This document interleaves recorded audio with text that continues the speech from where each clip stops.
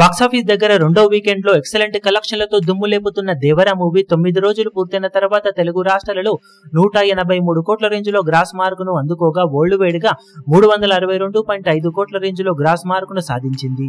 ఇక 10వ రోజు రెట్టించిన జోరు చూపెడుతూ దూసుకుపోతూ ఉన్న సినిమా అన్ని చోట్ల ఎక్సలెంట్ గా ట్రెండ్ ను చూపించి అంచనాలను మించే కలెక్షన్ల దిశగా పరుగును పెడుతూ ఉండటం విశేషం. తెలుగు రాష్ట్రాలలో మొత్తం మీద సినిమా ఇప్పుడు 8.5 కోట్ల నుండి 9 కోట్ల రేంజ్ లో గ్రాస్ కలెక్షన్ ను 10వ రోజు అందుకునే అవకాశం కనిపిస్తూ ఉంది. ఫైనల్ లెక్కలు బాగుంటే ఈ అంచనాలను కూడా సినిమా మించిపోవచ్చు.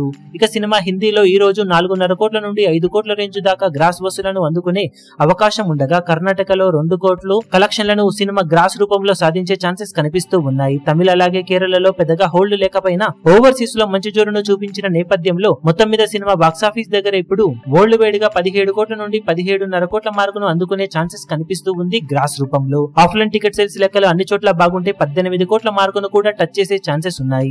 ఈ కలెక్షన్లతో సినిమా మొత్తం మీద ఇప్పుడు వరల్డ్ వైడ్ గా 10 రోజులు పూర్తయిన తర్వాత తెలుగు రాష్ట్రాలలో చూసుకుంటే 192 కోట్లకు అటు ఇటుగా గ్రాస్ ను, వరల్డ్ వైడ్ గా 380 కోట్ల రేంజ్ కు అటు ఇటుగా గ్రాస్ మార్కును అందుకునే ఛాన్సెస్ ఉన్నాయి.